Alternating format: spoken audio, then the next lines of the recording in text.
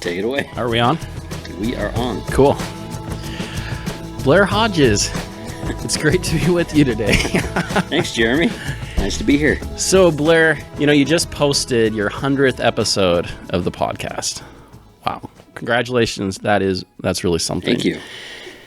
And I got to thinking, I've worked across the hall from you for many years now, and I've heard you working on the podcast. I know how passionate you are about it, and I've listened to it, and I see what exceptional quality it is. And I thought, we've got to do something. We have to take your readers behind the scenes. We need to help them find out a little bit more about the podcast. So 100 episodes, how does that feel? It's a lot. We started back in, I think, 2013, I think is when the podcast first started coming out. I had started podcasting with the Fair Mormon group, and I did podcasts for them. I think I did 10 or so episodes, and then I stopped because I went to graduate school, and I just didn't have time.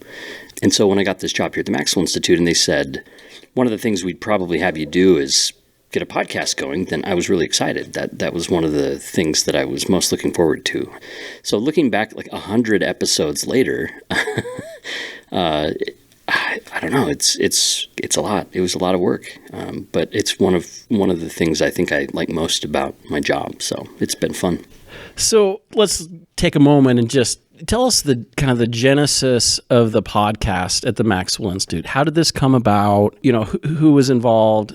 Help us understand a little bit about that. So when I first started podcasting, I was familiar with a few Latter-day Saint themed podcasts, and none of them really spoke to me. They had different audiences. I don't think I was necessarily in the target audience. And at the time, I was doing my undergraduate degree in journalism, so I was taking classes in news media and print journalism, television, and a little bit of radio. And I started listening to Radio West, which is a show here in Utah that's also syndicated in some places. And I really liked those type of interviews where someone would sit down with an author or with a really interesting person and talk to them for 45 minutes or an hour, really in depth about something they wrote or what they're a specialist in. And that's the kind of thing that I wanted to see happening. And so that's when I connected up with Fair Mormon and started doing those type of shows. And it's funny to go back and listen to those. It's very different. I was very new. But what I wanted to do was not just talk about problems. And I think it's important to talk about problems and address problems. But I also wanted to talk about how people think about things, how a historian works, how an anthropologist works, how a philosopher works, and start to introduce listeners to the ways that really smart people think about stuff. Because listeners are smart, and I think it's easy for them to grasp a hold of it. They just have to be introduced to a person who's doing that work. So rather than setting up questions and giving answers to them, here's this problem, here's the solution to it, I wanted to show how scholars work on problems so that people could do that for themselves too. It's like I wanted to give people fish and I wanted to teach people to fish. I wanted to do both of those things. And I've listened to the podcast and Blair, I have to say you've got a great voice for it, but I'm a little confused why we're not calling it the Hodgepod. Yeah, I think you floated that back in the day. For some reason, it must have fallen through the cracks. For longtime listeners of the podcast, they've spent dozens of hours with you. And I thought they'd like to know a little bit more about you. So maybe we'll start that by me asking you what I think is an obvious question. How is it possible that the Haunted Mansion is your favorite ride at Disneyland? It's true. The Haunted Mansion, I think the Haunted Mansion is the best theme park attraction. It's different than a ride. A ride is, something that you sit down on and you go up and down a hill and that. An attraction tells a story. And the Haunted Mansion tells a story. And the Haunted Mansion is a product of committee work gone amok. You have a visionary in Walt Disney, and he gets this team together who disagree on all sorts of things. One of them wants it to be funny. One of them wants it to be scary. One of them wants it to be weird. They all have all these different ideas. And then they're supposed to make this attraction out of it. And this is near the end of Walt Disney's life, and so he actually dies before they finish it. And what you ended up getting was kind of a mix of all three of those things and the story that it tells. So I actually kind of like looking at it from an interpretive lens of like seeing the story that it's trying to tell and how you can see these different voices in it. And I just think it's cool. I just like the Haunted Mansion. I have since the first time I went to Disneyland when I was a teenager, and Well, maybe we'll hear from a listener. Maybe there's somebody out there listening who also would choose the Haunted Mansion. I don't think so, but we might hear. They'll know it's the 50th anniversary of that ride this year. Oh, okay. So, yeah, this last year I should say. So yeah, it's a time to celebrate for the Haunted Mansion fans. Now, would you have enough time to produce a podcast during that ride? Is it? I haven't been on it for about 30 years now. Yeah, so the ride's like 14 minutes long, and it's pretty. The's a lot of talking, so you have a host that's walking you through it. You'd have some background music. You'd have somebody talk. Yeah. You can listen to the whole thing online, and I do twice daily. And, no. He does. Well, your listeners might be interested to know you do have a miniature replica of the Haunted Mansion in your office, and that's how I came to know that about you. So back to the podcast. I think it would be really interesting if we could kind of take a little bit of a behind the scenes tour of preparing an episode. Let's talk about how you prepare. So I prepare by probably over preparing. This is a benefit of not having to do a show daily or even weekly. The first thing I do is to read the book. I read the whole thing, and I, over the years, have developed kind of an annotation system. So I'm using different colored highlighters, and I'm writing notes as I'm going. And I'll oftentimes, when I finish a chapter, I'll go back to the chapter heading, and I'll write out an outline of that chapter because it's fresh in my mind at that point. I think that's a really important point. In fact, one of your listeners wanted to know, are you skimming these books? It sounds like no. In almost every case, I've been able to read the whole book first. There are a few instances where I haven't. For example, the Study Quran, which is a great episode. I wasn't able to read the entire Quran to prepare for that episode. I read all the introductory stuff, and I read some reviews of the book. The same goes for other, like we did the Jewish annotated New Testament. I read a lot of those essays, and I read some samples out of it. But yeah, I couldn't read that whole thing. But most of the books, almost all of them, I've had the chance to read the whole book first, and I read them. If I read it, I read it. I don't skim it. Yeah.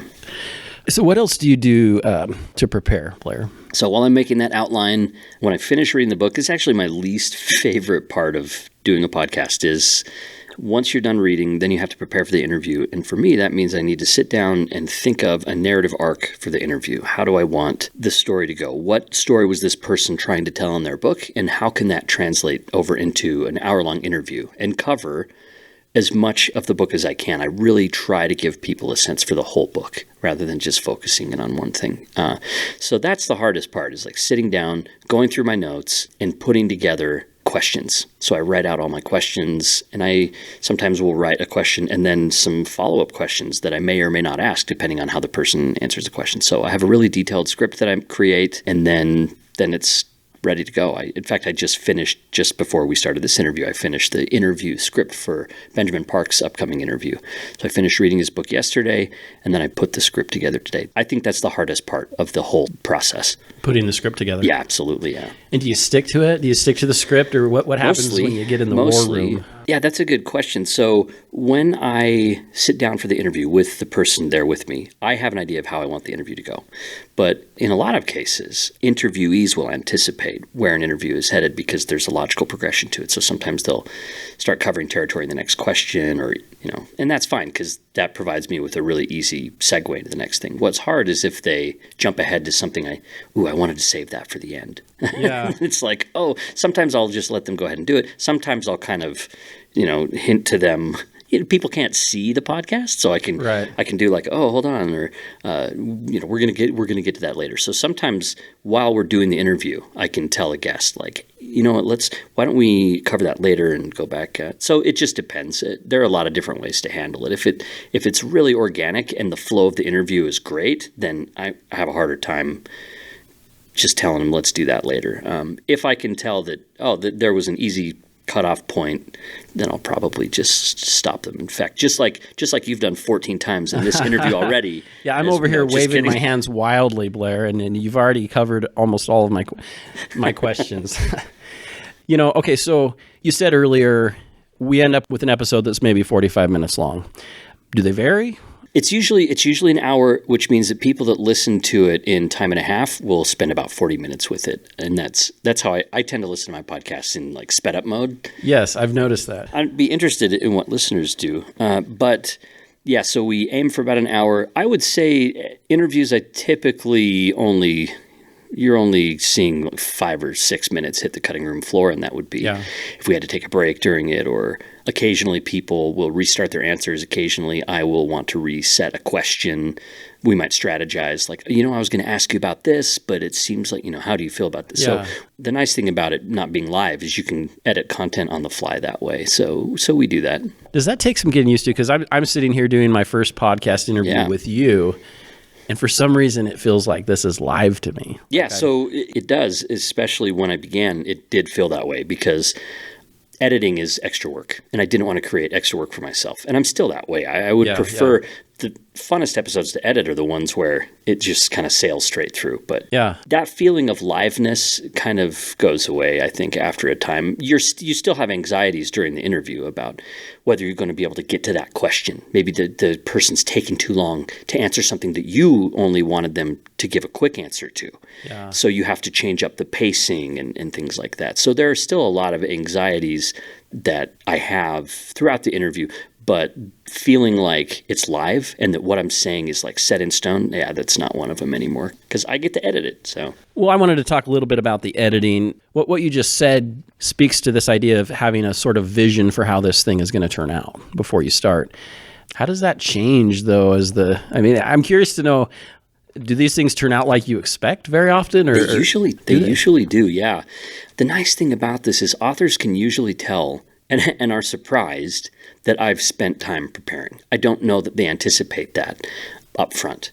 But as the interview progresses, they oftentimes will easily get into a flow because it's following a progression of a project that they themselves created. In a way, they set themselves up for how the interview is going to go.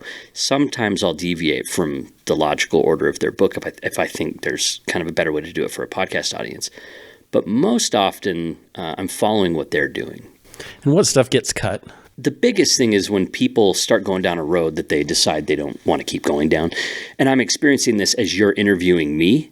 It's really hard to be on this side of the microphone for me, and I think for a lot of people to be interviewed, because you start to get lost. Like, you set up a good question, especially if it's one I'm excited about, I'll start answering it, and I'll find myself possibly going like off a tangent. And then while I'm still answering, mentally I'm trying to remember, how did I get started on this? What did he ask? Like, I feel like I need to tie up my answer with a nice bow at the end and really punch it. And so I think guests probably experience that, and I'm experiencing it right now. So it's just, it's a different skill to be interviewed than it is to do the interview. Was that a good bow to the end of that question? That was a great bow, Blair. And you're easy to interview because you know exactly what I should be looking for if I knew what I was doing. So that's wonderful. No, this is good, man. I meant to spend a little bit of time at the beginning, not just talking about the beginning of the podcast, but what's your vision for the podcast? What do you hope listeners take out of it? Yeah. What are you giving them? So in the beginning, the Maxwell Institute's mission statement when I first was hired here was different, right? So in the beginning, Jerry Bradford, who was the director at the time, really wanted the podcast to basically embody the mission statement, which was about information about religious texts, right? Interreligious understanding and dialogue. And so at the beginning, I did a couple Latter-day Saint themed episodes, and even then Jerry was sort of like, why don't you focus more on other faiths and religious texts in particular rather than Mormon issues? Okay, I can do that. So we started doing the series on the Princeton Lives of Great Religious Books series, which is a fantastic series. So now I'm interviewing people about the Quran and about Augustine's Confessions and about Dietrich Bonhoeffer's Letters from Prison. So we're really digging into these religious texts and stuff. The Maxwell Institute's mission evolves, and as it's evolved to become a place where we gather and nurture disciple scholars and engage in strengthening people's faith and engaging the world's religious ideas. So it wasn't a huge shift. I felt like I was already doing a lot of that. So giving something educational, inspirational, and perhaps even challenging is what I'm trying to do. I want the podcast to have an ethic of hospitality to it, where people feel like they can explore religious ideas, feel at home in their own, and perhaps even come to see some things in a different light. So that's really what I'm aiming for. When you do the interviews, you seem so comfortable to me. Are you really as comfortable as you sound? Well, it's like I said, like there are anxieties that happen, and I'm sure you're experiencing some of them right now. Like you might be thinking about what your next question is going to be. You might be thinking about how much time is left. We're at 17 minutes on the recording right now, which, So that's kind of what's happening is I'm looking at my script. I'm trying to keep tabs on the interview itself, but also be really responsive and tuned in to what the person is saying at the same time. So you're doing a lot at once. You're being responsive to them, but you're also shaping the interview. So sometimes something they say would spark a follow-up question. And you look at the clock and you're like, well, you have to start bargaining with yourself. Like, okay, well, if I ask this now, I'm not going to be able to ask that thing. So what matters more? What do I want more? And you don't always get it right because sometimes your follow-up question's a dud and you don't get a good response. And in that instance, though, if the person has time, you can end up asking that later question and edit out the bad follow-up. So because it's not live, you have a little bit more flexibility. But those are the kind of things that you're thinking about. So yeah, to kind of maintain composure and interest, you want to keep that going through the interview, but you've also got all these anxieties going on. And the biggest thing I should say, and this answers your last question as well, is I don't want to be the focus of the podcast. It's not about me. I try to have questions that this audience would be interested in hearing answers to. So my job is to get out of the way of the guest and let them tell the story of the interview. And I'm just there to kind of occasionally translate something if they use some weird scholarly term that I had to look up when I was reading their book, or to kind of prod the interview along, keep it moving. But I'm not the focus of it. It's not about me. I am a stand-in.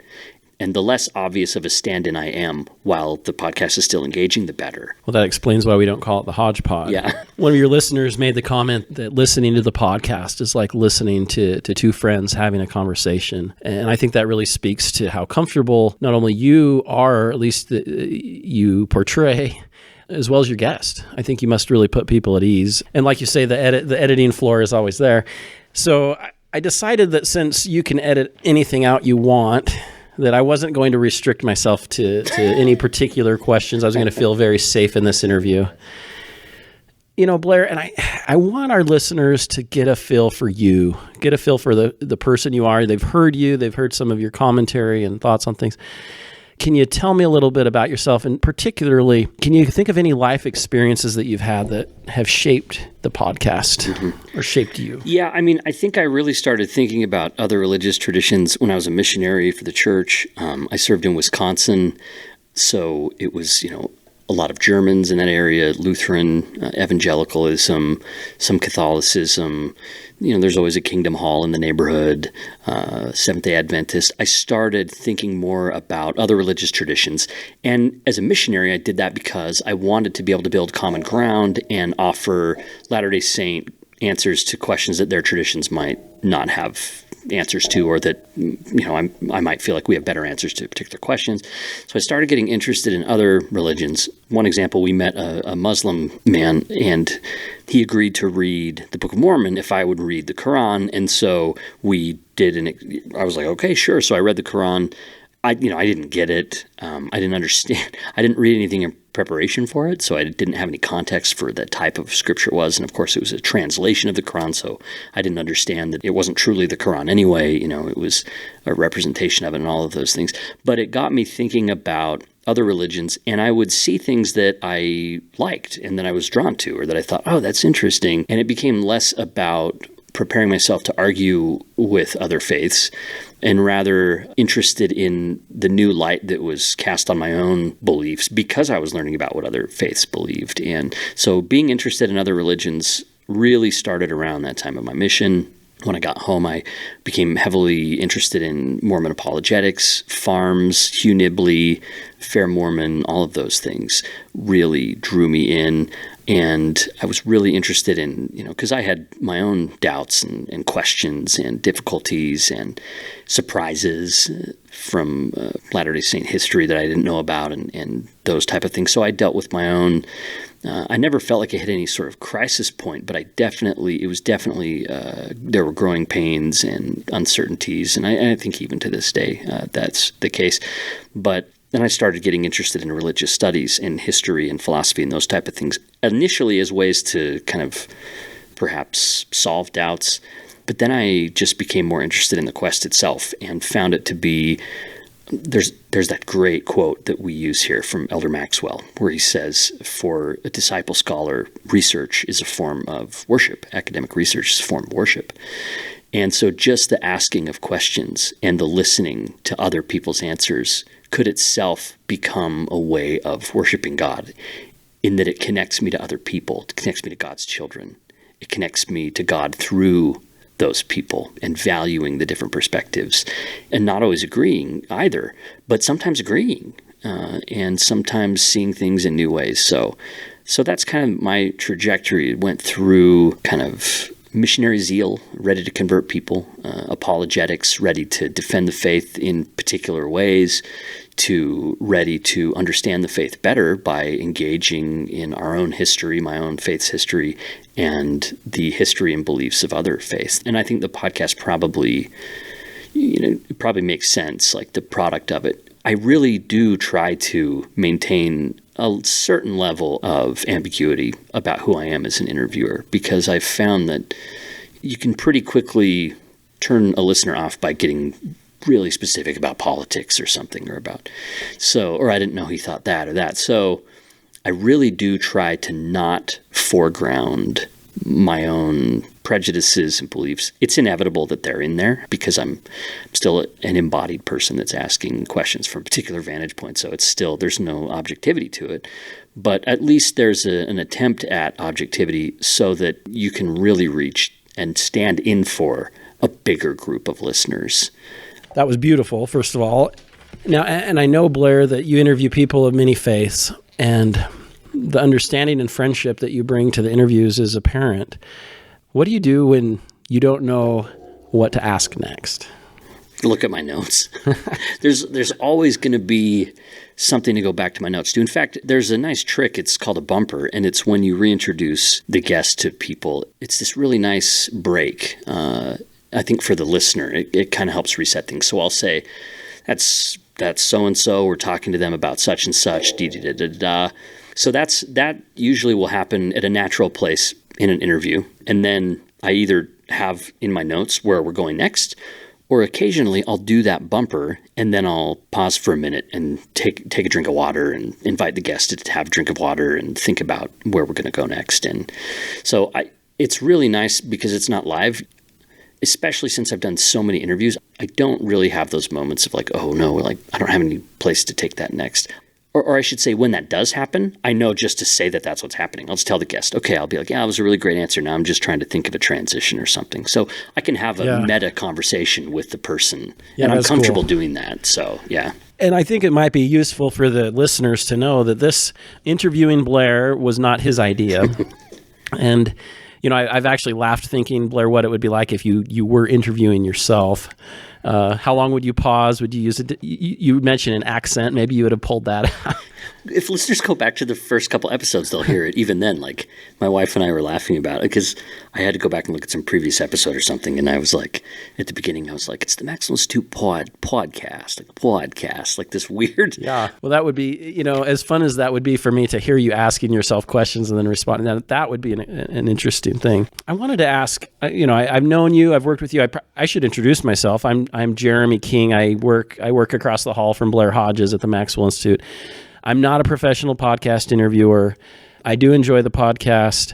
But when I saw that you were about to hit 100 episodes of the podcast, a couple of things went off in my mind. One is, I know that you pour your heart into this and that you're passionate about it. And I also know that if it weren't for you bootstrapping this thing out of nothing, it wouldn't exist. And I think it's important for your listeners to know that this wasn't a mandate that came down from on top that said, you need to do this. You made this happen. You understood the mission of the Institute, and as you mentioned, it was constituted differently back when the podcast started in 2013. But I want your listeners to understand that this is a labor of love, and I'm sure they sense that in the interviews. To that, I just want to say, you've always been really supportive of this stuff. Jeremy is now the administrator and controller. back when I started, I just kind of said you were the HR guy, right? Like you handled payroll or handled hiring and human resources issues and stuff. And now you help sort of oversee the direction of office staff, and your job's really expanded. And you've always been really helpful to me from a professional standpoint. This is the first full-time job I've had since finishing grad school. I finished my master's degree and got this job right after that. And so you've been helpful at initiating me into the world of what it's like to be a grown-up and to have an occupation, all the logistics of that. And then Jerry Bradford, of course, was supportive and would sort of give me directions about kind of what he wanted to be. And then when Spencer Fluman came on, he revisited everything, whether we would even have a podcast anymore, whether we would be doing these type of books or whether we'd be doing that. So it was evaluated even at that point. And Spencer came to see the value in having this as a channel, as a connection for people that aren't here at Brigham Young University to be able to be plugged in to what the Maxwell Institute is doing. And so he really shifted the focus more. Whereas in the past, I would just go out and find people to interview, people that I was interested in. Well, that looks like a good book. I kind of want that book. But, it was stuff I was interested in that was pertinent to the Institute. To now where Spencer says, listen, what we want to do is really hone it down to where you're interviewing people that come here. And we used to not have people that came here. So all of a sudden, we have all these guests, lecturers, and people that come and do brown bag presentations and visiting scholars and connections with other campus entities here at BYU. So the shape of the show really shifted when Spencer said, all right, well, okay, here's what we want for the podcast under the new direction of what the Maxwell Institute is doing. And so you'll see the shift there where now I'm interviewing people that come to the Institute as guests. I'm not going out. Now, have I had to pass up a few interviews that I would have wanted to do? Yeah. Have I got a few interviews that I don't think I would have been able to get myself? Yeah. So it's been a good trade-off. And I think that Spencer's vision for it was really helpfully disciplinary. It really helped me focus more on what the Institute needed the podcast to be and sort of needs the podcast to be. So I'm really thankful for his ongoing support and for the role that he's played in shaping what it is today. Yeah. And who would you mentioned that you haven't always been able to interview everyone you've wanted to. Let's have some fun here. Who, if you could have anyone come into the studio here.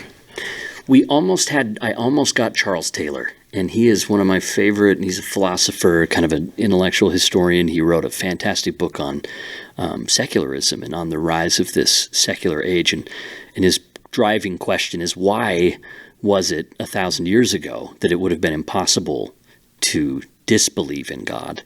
It was natural to believe in God. To now, people have to work at it. It seems the opposite now, where it seems, you have to work to believe in God rather than having it as a given. So he tells that story. He's a fascinating and wonderful scholar, and he's, I think he's in his late 80s. He's nearing the end of his career, and I almost got an interview lined up with him, but at the time he had an illness, like at the time when it was scheduled, and then after that, it just never happened. That's one story. The second one's really interesting. I had an interview lined up with Robert Alter, biblical scholar, literary scholar of the Bible. I had this lined up around the time Spencer started looking at what the podcast needed to be. So at that time, again, I was just going out finding people. I set up an interview with Robert Alter, and that's when Spencer's like, we're going to focus on people that come to the Institute. Well, Robert Alter wasn't coming to the Institute, so I had to cancel that. I canceled that interview, and that was like the hardest. That was so hard because I love Robert Alter. I was so excited for it, so I canceled that interview. And then a couple of years later, Robert Alter is brought in. The Maxwell Institute sponsors him to come and give a lecture, and we have an episode coming out with him, and so it ended up working out in the end. So that was... So what about if you could interview anyone historically, Blair? Have you ever thought about that? No, I don't know. Those are tricky. That's tricky stuff. I mean, because what are you going to say? Like, J.R.R. Tolkien is what I'd say. Okay. Well, Joseph Smith, I have questions. No, I don't know. I guess I haven't really put any thought to it. I don't know. I don't know who I would interview. Okay. So maybe back to a few more kind of personal type questions. You take the train to work every day. Yeah. What are you doing? Front Runner here in Utah. Front Runner. Yeah. A lot of people that listen to the podcast know about Front Runner. It runs from Salt Lake. I run from Salt Lake to Provo, yeah. What do you do on the train? Depends on what needs to be done that day. I'll usually look at the emails that have come in overnight, see if there's anything I need to address right away. Doing public communications at the Institute's a much bigger job than what the podcast is. It only takes up 15% of my time. Yeah, let's talk about that, Blair, because I mean, do your listeners understand? Do they know that the podcast is only a part of your job? Do they know what you do at the Maxwell Institute? I have no idea. I think people that know me probably do. When I first started here, they had me editing books. I started the Living Faith series. Morgan Davis, who's here at the Institute, and he was now a co-editor of it, envisioned that book series, and then that was given to me, assigned to me. So I edited those first 6 books in the Living Faith series, and that was a enormous amount of time. And that was back before the Institute was doing all the things that it's doing today. So when Spencer Fluman got here, the shape of the Institute really shifted. And I think there were questions about whether we even needed a person in my position. But it quickly became obvious that, yeah, you do. You need someone promoting these events, promoting the books that we're still doing. The podcast has been really successful. We have a lot of listeners and a lot of people who are plugged into the Institute through that, social media, all of that stuff. So, and then I picked up design. Like, we need event posters, and I started reading books on design and illustration, and then we started doing an annual report, and I didn't have any good photos for that first one that we did, and I thought, well, the Institute needs to if they get me a nice camera, I'm going to learn how to do this. So the Institute's camera, I learned some photography. And so there's all of these ways that the Institute has given me opportunities to build these new skills. It's been a lot of fun. So the podcast has been there all along, but then there's all these other things that I've been asked to do that have ended up being a lot of fun too. So It's been fun. So you mentioned the Living Faith series, among the bestsellers of the Institute, those books. You also mentioned the annual report. By the way, if you're listening and you are interested in what the Maxwell Institute does, we produce an annual report and we'll mail it to you for free. A free copy. Yeah. Go to mi.byu.edu/about and you'll see request a copy right there. There it is. And you can get your very own copy. It's a nice, glossy, beautiful annual report that tells you all about what's going on at the Maxwell Institute. And it's got like talks from Terrell Givens and Melissa Inouye and Spencer Fluman. It's not just a list of things that the Institute's done. It's also got really great content in there for people to read. Let's talk about that for a minute, Blair, because a couple of years ago, Kathleen Flake gave a beautiful talk at the annual Maxwell lecture, and she mentioned not everybody needs the Maxwell Institute. She talked about... She's wrong. So here we're way off script. I wasn't planning to ask this, but I remember her saying something that really resonated with me, and it was basically... For some people really need the Maxwell Institute, but not everybody necessarily does. Maybe you remember that differently. We can check it, but I'm going to frame it. I'm going to frame the question that way. And let me ask you, who most needs the Maxwell Institute? So I think there are a few answers to that. I think the mission statement says that it's to gather and nurture disciple scholars. That part comes first in the mission statement. So the Maxwell Institute has become a place where scholars who are Latter-day Saints and a few who aren't can come to do their research, have a place to do their research, and also think about the life of the mind, and also think about the things of the Spirit. So how to think about reason and faith and produce work that's informed by both of those things. And not everything that comes out of the Institute is on that exact level. And it used to be even more so. And we had the Mormon Studies review, for example, and it was definitely pointed toward the academy. It wasn't so much concerned about spiritual matters. It was an academic publication, which has since moved on, which I think it's been moved, which I think is a signal about what the Institute's about. And now we have like the Brief Theological Introductions to the Book of Mormon series, where we take scholars who use their academic background and training and produce something for Latter-day Saints that's also spiritually enriching. And so scholars need institutional support to be able to do stuff like that, because the broader academy is not going to be as interested in that. Those aren't the kind of books that most people are going to put on their CVs. Like the Living Faith books that have come out. Patrick Mason did Planted. He's a historian. He talks about history, but that's not a history book. It's not going to go on his professional CV. He's not going to show that to his department and say, here, I published another book, because it's a faith promoting book. It's not a book of academic history. It's informed by academic history, but it's not academic history. And many of the Living Faith books are that way, with the exception of Ashley May Hoyland's book, 100 Birds Taught Me to Fly, and she has an MFA. So that would be something that would look great on her CV, on her resume, because it was poetic, it was, it was memoir, it was the kind of things that she was academically trained to do. But that's rare. So the Maxwell Institute is to provide support and a place for people to do disciple scholarship. And then the things that it produces then are for people who really value, again, the life of the mind and the things of the Spirit. People who are fine in Sunday school, but they might have a deeper need or a different need than someone else might have. The kind of people that listen, I think, to the podcast fall into that category too. They like to think about this stuff. They like to learn. They're curious.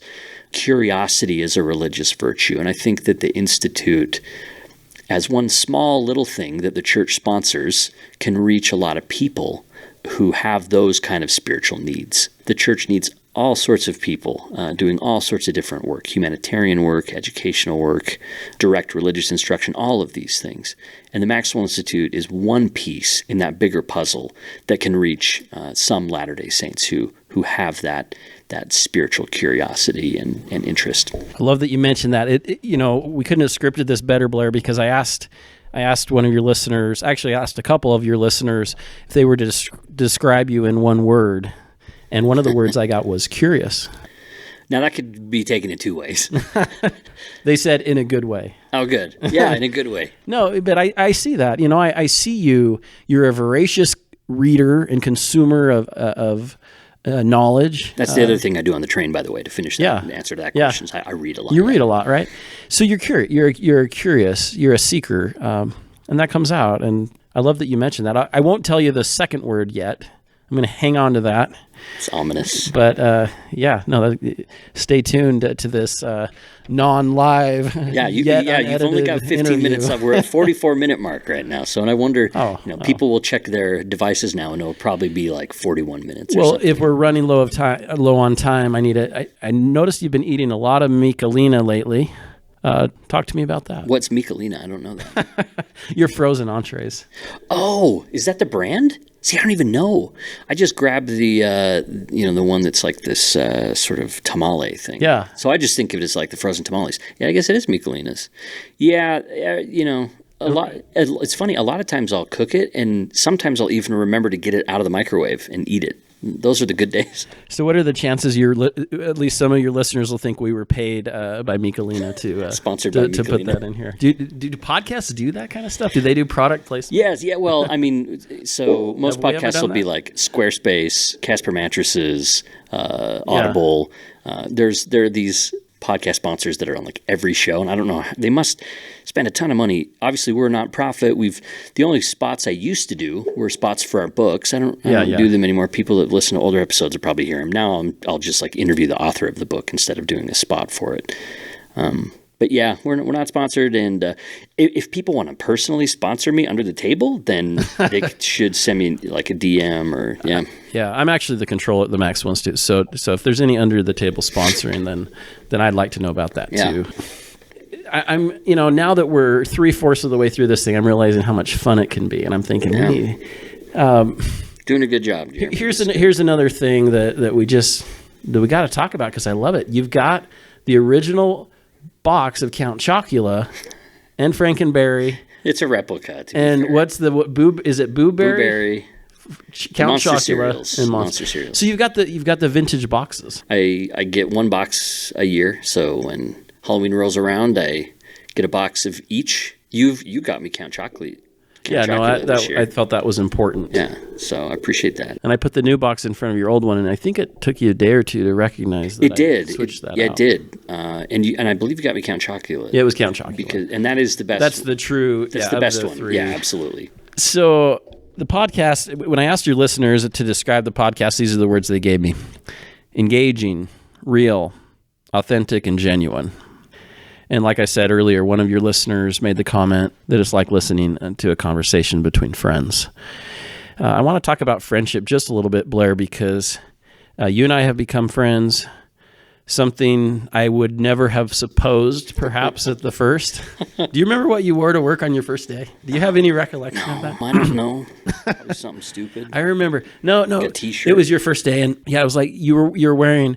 I remember you were wearing flip flops and kind of a loose shirt, and I just remember thinking, and this is probably sad commentary on me, but I was thinking, if he wears that on his first day of work, which in my mind is always like you dress up a little bit better than usual. And I thought, where are we going to go from here? But I'll tell you where we went from here is you've just become a great friend. And yeah, thanks. In my defense, I think I was moving stuff in and sort of, When you go out, do people ever recognize your voice? Have you ever had that happen? Only a few times, and it's really funny. Yeah. The funniest thing that happened was I'm a big Utah Jazz fan, and I went to meet Joe Ingles, one of the jazz players, at a grocery store or something. And I'm standing in line, and I see a woman who I went to high school with, and she recognizes me. And that's a little unusual. I don't think I look at all like I did in high school. I saw your yearbook. You look very different. Yeah, clearly different. Anyway, she recognizes me, and I said, "Oh, hey, nice to see you. That's funny. Most people don't recognize me." And right then, a woman walks by and goes, "I recognize you, Blair," and then just like kind of keeps walking. And then she says, "Yeah, I listened to the podcast, and my son is James." So like I know her son too. So, but it doesn't happen very often. But when occasionally someone will, especially at an institute event, that's kind of where it'll happen. Like someone will hear me talking to somebody else, and they'll be like looking over, like, "Oh, that's familiar. What does that sound like?" When I've seen podcasters that I've listened to a lot, it's always weird to see them because they rarely look like the person that's talking in your head while you're mowing the lawn. Like you've kind of got this different idea about what they look like, and it's always kind of a letdown. So no offense to my hero podcasters out there, but it's like, how are we doing on time? We've got about 15 minutes. Yeah. So I don't know if this is good to ask for a podcast. This is my first interview, but I've enjoyed getting to know you, and I've enjoyed getting to know some of the events that have shaped your life. And I know one event that really shaped your life was that your dad died when you were young. Yeah. I was 15. He was diagnosed with brain cancer. I think I mentioned this in one of the episodes. I kind of talked about losing a parent as a teenager kind of changed my relationship to God in certain ways, and that, so I lost him at 15. It had turned 16 right after he died, and then, How has that influenced you, Blair? I think kind of like what I said in that episode where I just talked about, I don't have the kind of relationship with God where I feel like I can, and no offense to people who do, but I just don't have the thing like if I lose my car keys, I can pray and find them or things like that. Because I remember as a kid just pleading as a kid with all my heart that don't take my dad away. Like I need my dad, and that was, and it didn't happen. And so I had to recalibrate. I had different options. Then I could say, well, God either doesn't listen, God doesn't care. I think a lot of members of the church will say, well, God had this bigger plan. And that really didn't work for me either. And so I kind of had to come away with a different orientation, I think, toward God. And I think the scripture that I have the biggest problem following would be where it says, God's hand is acknowledge God's hand in all things. But I like to put that alongside the scripture where Jesus says, don't let the right hand know what the left hand's doing. So I guess in my life, if God's super involved, he's done a really good job of not making it obvious. And so that's just my relationship to God. Different members of the church have different ways of looking at it.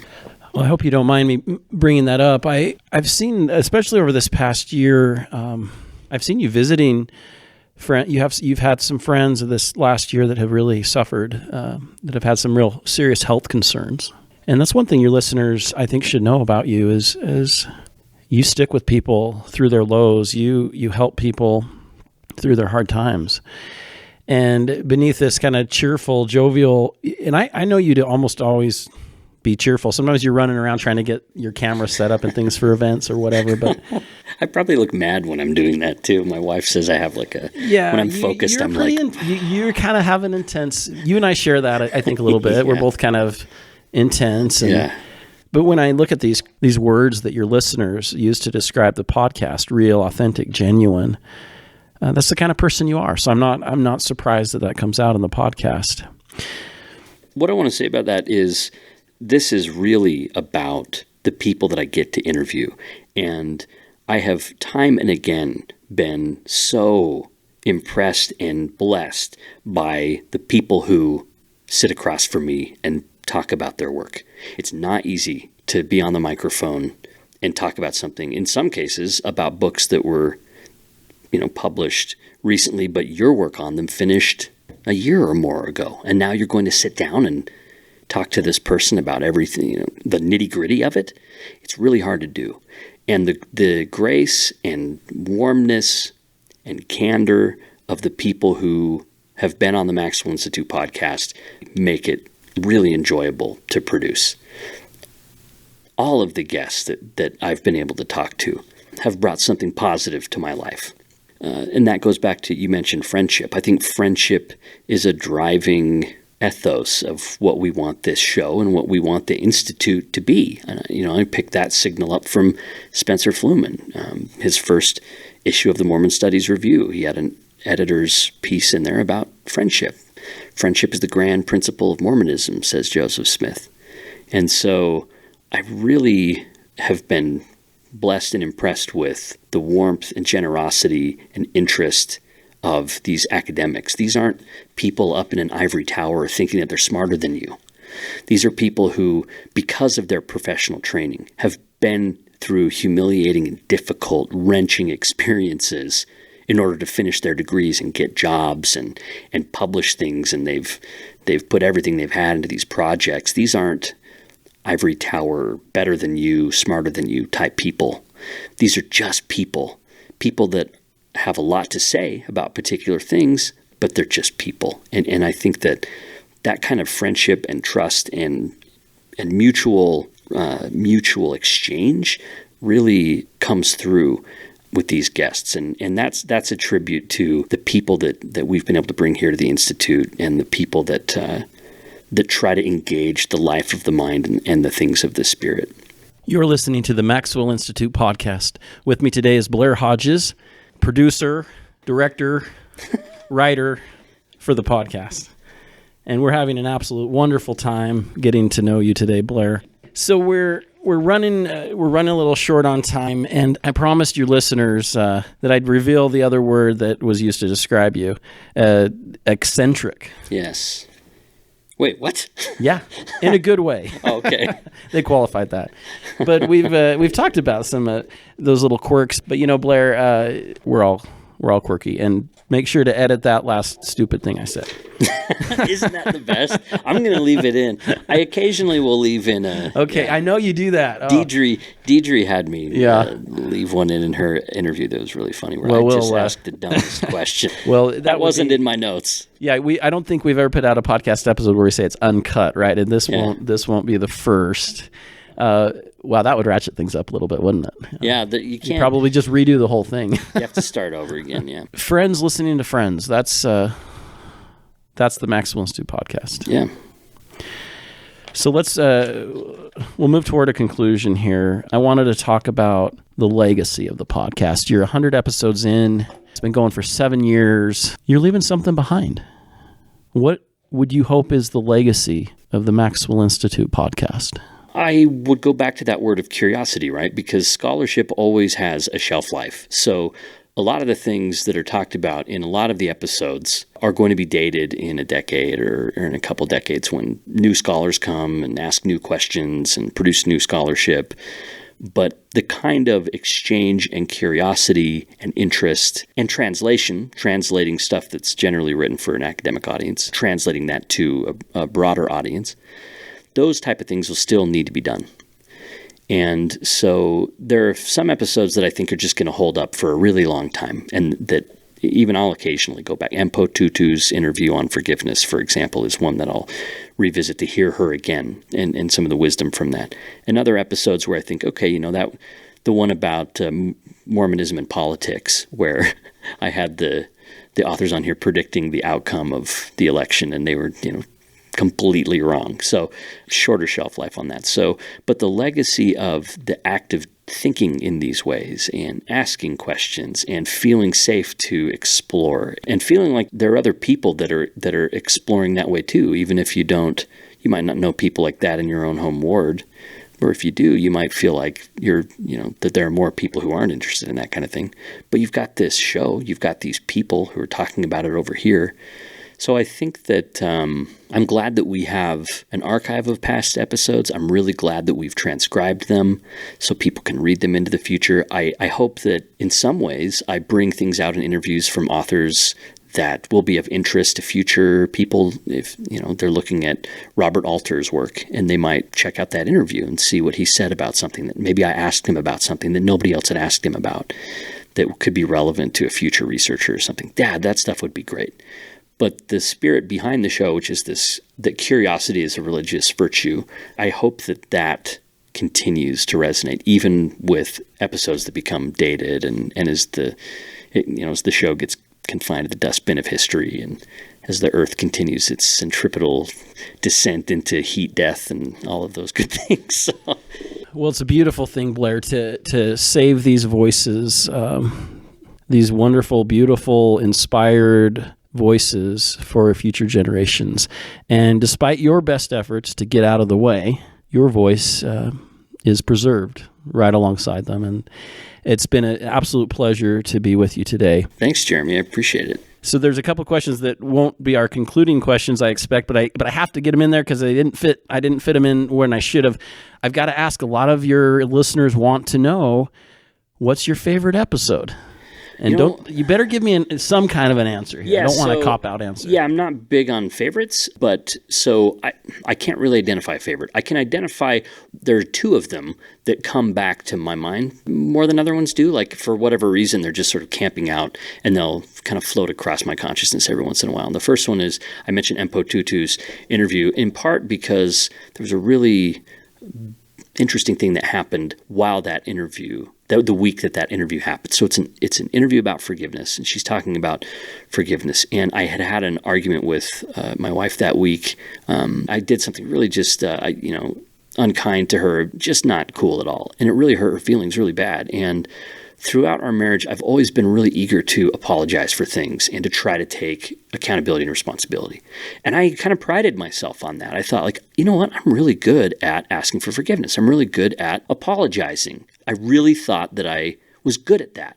That was a strength of mine. So I'm sitting in this interview with Mpo, and we get to this part where she's talking about how when you're apologizing, sometimes apologies can be a way to get around dealing with the pain you've caused other people.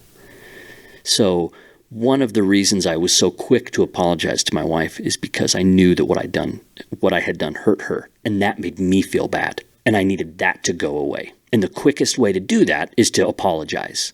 But what that doesn't do is allow the person I've hurt time to express their own feelings about everything that happened. Well, naming the hurt is to say what the impact of the event was on me, is to put a word on the feeling, and using feeling words that can help the person hearing you kind of get access to, oh, that's how what I did impacted you. What about when you're telling the story and naming the hurt, you also have some suggestions for people who are listening when people do that? What are some suggestions to hear people who are telling the story or naming the hurt? So the idea as a hearer, as a listener, is to hold the space open. So you're not fixing, you're not solving, you're not offering a running commentary. That's my problem, by the way. And you're also, I find one of the things that can drive me over the edge is when someone else names it gives a name to my feeling. It's like, no, you don't know what I feel until I tell you what I'm feeling. So, don't tell me what I'm feeling. Let me tell you. Sometimes people want to do that because it's uncomfortable sometimes to listen to this. And let me rush you through that. Let me, I see, this must be how you're feeling. Well, maybe that's part of it, but it's not their place to tell you that. And also, like you said, you need to be the one that's naming that. But I think it's natural to want to do that because it can be hard to listen. It can be hard to sit with and create space for people. Yeah. It can be quite excruciating. Especially if you're the one that did the hurt. Yes. Especially if you're the one that did the hurt. But the gift of listening when you're the one who did the hurt is that it's much less likely that you will inflict the same hurt again because you have heard and taken in how it impacted the other person, and that it it does open up the empathetic space within you. And so after that interview, I went home and I sat down with her and I said, I said sorry about this stuff, but I still feel strange and unsettled about what happened. And I understand if you don't want to, but can you tell me what it felt like? And I want you to tell me like how you felt about it. And I'm just going to sit here. And she just laid all of her feelings out, and it was really hard to listen to. And it dawned on me even more that I had been using apology as a way to escape consequences in some cases, to escape having to deal with pain that I'd caused other people. Now, I didn't recognize I was doing that, but from MPO, I learned the importance of letting the person really explain what had happened, if they can do that and if they're interested in doing that, to let them speak their pain and then just take it and sit with it. And that's part of your apology, not telling them you're sorry and assuming you know why it hurt, but sitting with why they do. And I learned that from her. So that episode comes up to mind a lot. The other one, much quicker answer. The Work of the Dead is a book by Thomas LaCour. Loved reading that book. It's way too long. His editor was way too generous because he's a brilliant guy. But I loved every page. It's about death and about the burial practices and like why we bury and what different cultures do. And I still think about that episode every couple of weeks, or like whenever someone dies that I know, or, it just comes to mind. And he's kind of a secular Jew. He's not really practicing. He wouldn't consider himself spiritual or anything like that. But there was this really interesting spiritual register to that interview that surprised me. My parents were German Jews who were forced to leave because of Hitler. And my grandfather, who I never knew, he died before Hitler, he died in 1927, was a very passionate German nationalist, as were many German Jews. And he was buried in a very spiffy, beautiful cemetery in Hamburg. And I knew what his grave looked like because my grandmother, who escaped and who lived with us, had a picture of it on her desk. So this grave sort of meant to me growing up. And in 1995, I visited Germany for the first time. And my wife said, look, you should take some of your father's ashes. My father never returned to Germany. You should take some of your father's ashes and mix them with the ashes of your grandfather in Germany. And I said, look, that's completely ridiculous. First of all, I don't have any of my father's ashes. We put them in a flower bed in Virginia. And secondly, he would have thought this was crazy. My father was a very scientifically oriented, he was a pathologist, and he would have thought this was just rubbish.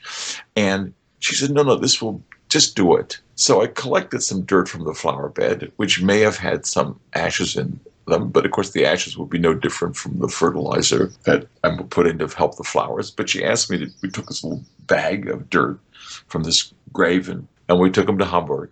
And we found my grandfather's grave, and we mixed the dirt from my father's may have had my father's ashes in it with my grandfather's grave.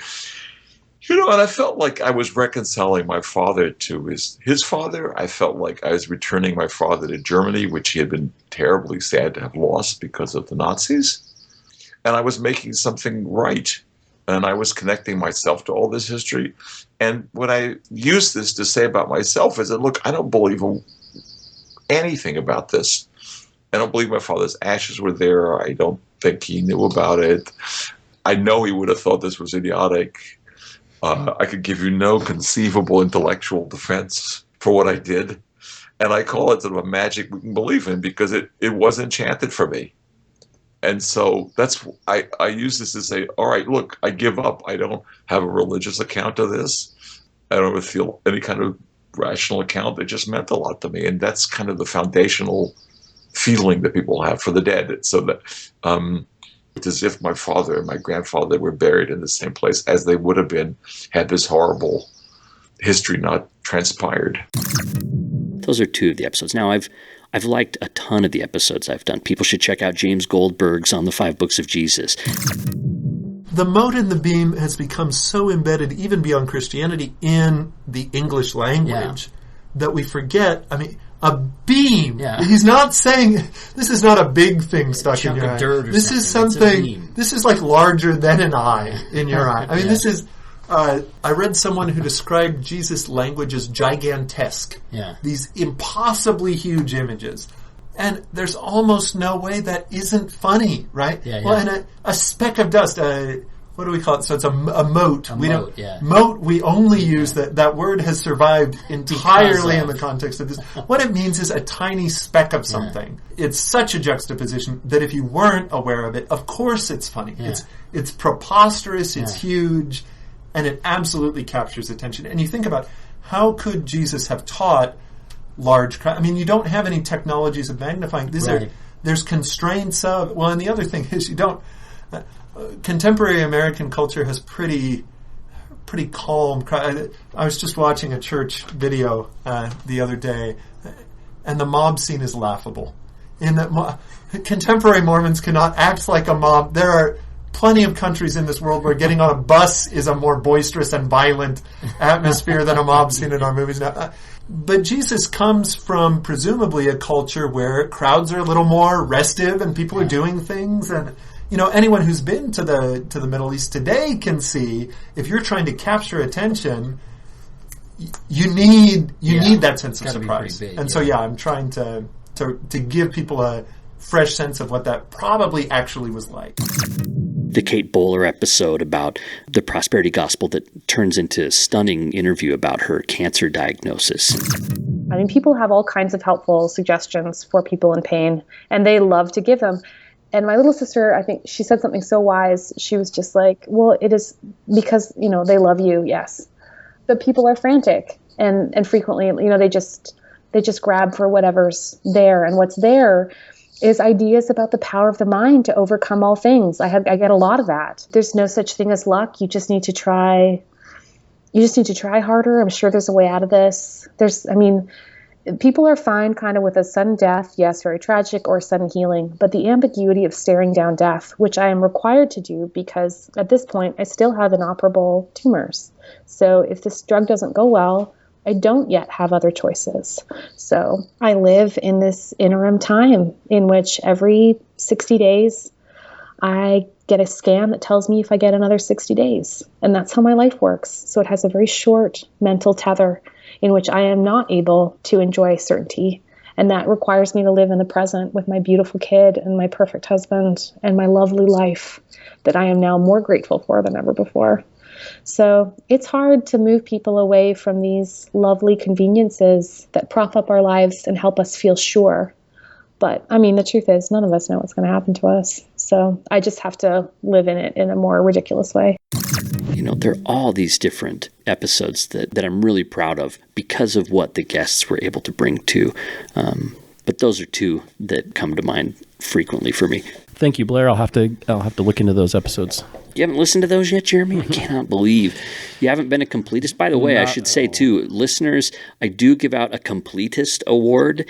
I've only given out a few because only a few people have known about it, I guess. But if you've listened to every episode, send me an email. You'll get a little podcast completist award if you've listened to all the episodes up until now. Maybe the podcast is a little bit like the Haunted Mansion, right? How so? There's been changing visions over time at the Maxwell Institute that have influenced the podcast, but it's put everything together in a way that tells a story, and that tells many stories, not just of the folks that you interview, but a story of the Maxwell Institute, a story of seeking, a story of discovery, and a story of friendship. And it's kind of spooky. And it is kind of spooky. Nice. That's Blair Hodges being interviewed on his own, on the Maxwell Institute podcast, not the Hodgepod. Yes.